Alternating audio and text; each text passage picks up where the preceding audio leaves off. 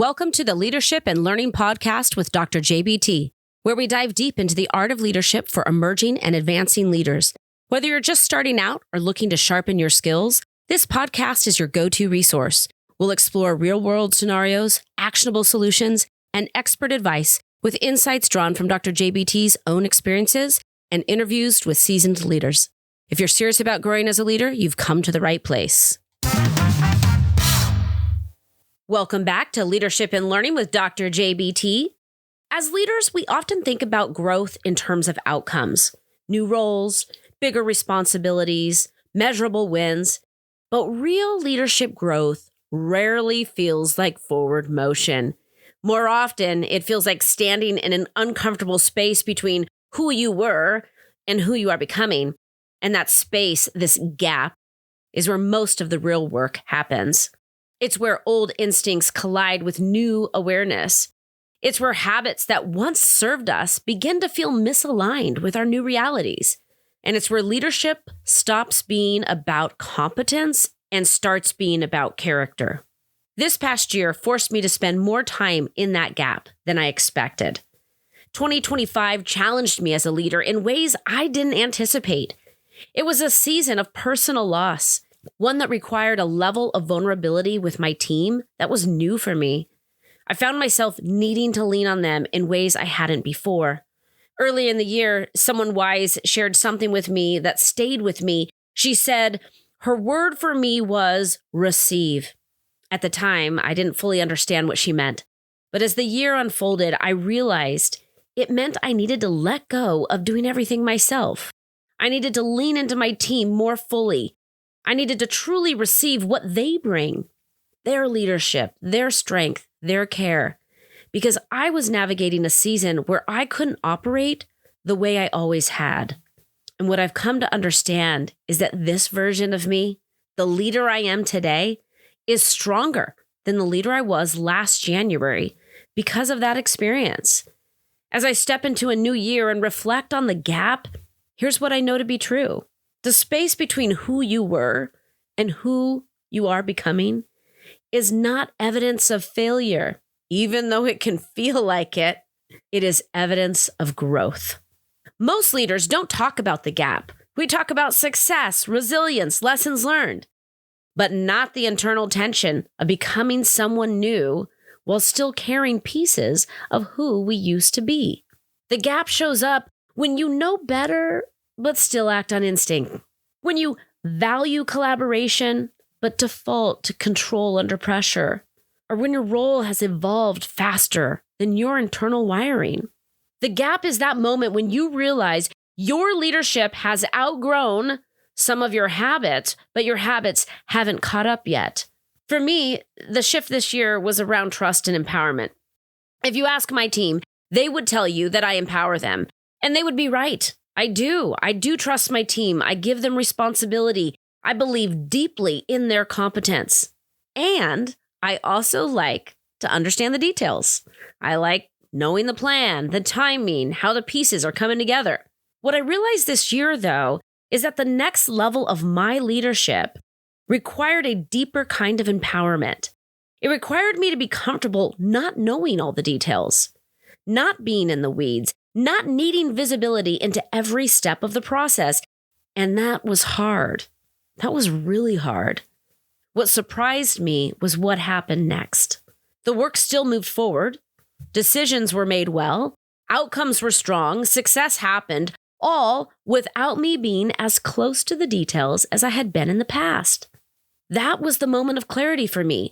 It showed me that I can empower even more and that the team is more than ready.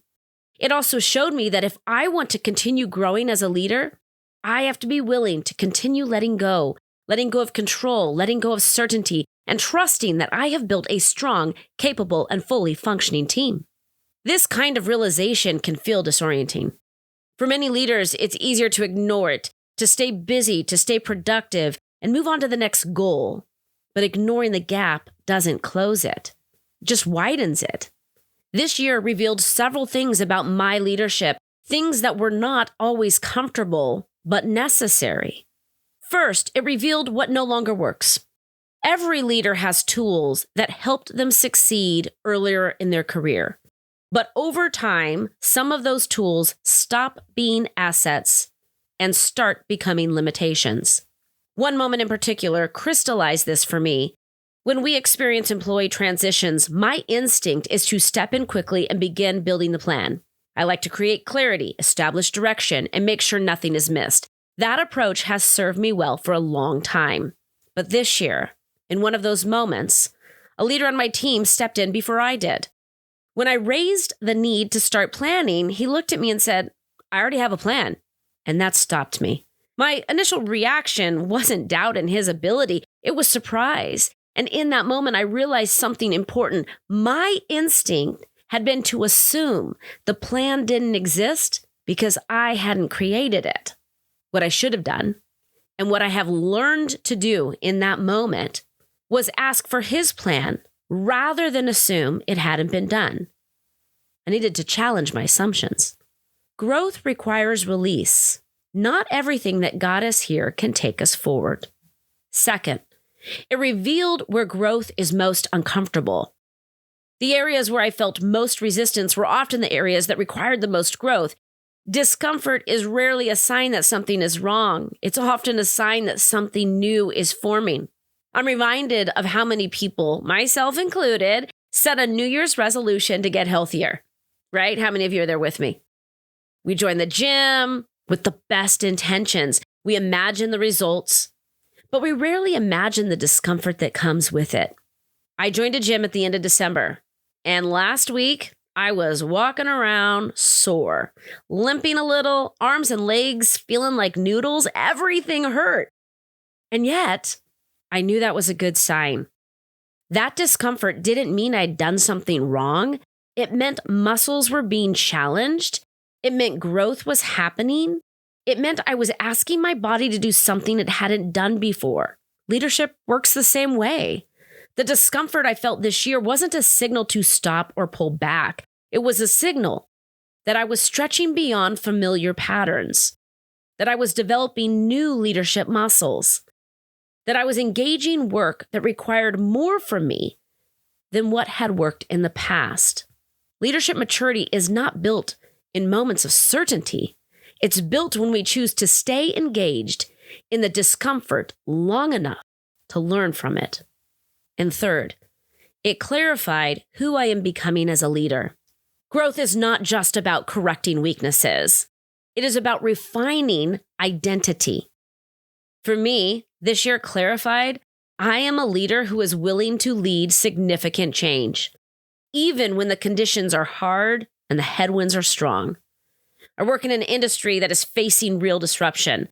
The pressures are constant, the margin for error is small, and staying relevant requires us to do difficult, sometimes really uncomfortable work. That kind of change can't be incremental. It requires courage. It requires clarity and persistence. What I've learned is that leading change isn't just about strategy or vision. It's about people. And people naturally resist change, not because they don't care, but because change threatens what feels familiar, safe, and known.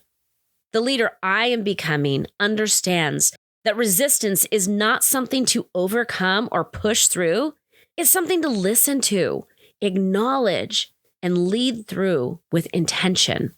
That means being clear about why the change matters. It means holding steady when discomfort shows up. It means inspiring confidence, not by minimizing the challenge, but by naming it honestly. It also means modeling what it looks like to do hard things without losing sight of purpose. Becoming a better leader isn't about adding more to your plate. It's about aligning my behavior with the leader I know I am meant to be. One who can create momentum, sustain trust, and invite others to engage in the work of change, even when it would be easier to stand still. Many leaders avoid this kind of reflection because it forces us to confront identity, not just performance. It asks harder questions. Not, did I succeed, but did I lead well? Not, what did I achieve, but who did I become in the process? Without reflection, we repeat patterns we've already outgrown. We mistake momentum for progress, and we unintentionally carry old behaviors into new seasons that require something different. Reflection is not indulgent. It is strategic leadership work. As you close out this year, I want to offer a simple framework you can use on your own or with your team or with your leadership circle, okay? Ask yourself, who was I as a leader at the start of this year? What strengths did I rely on the most? What did this year expose? Where did pressure reveal gaps or growth edges? Who am I becoming? What behaviors, not intentions, need to shift? What must I let go of?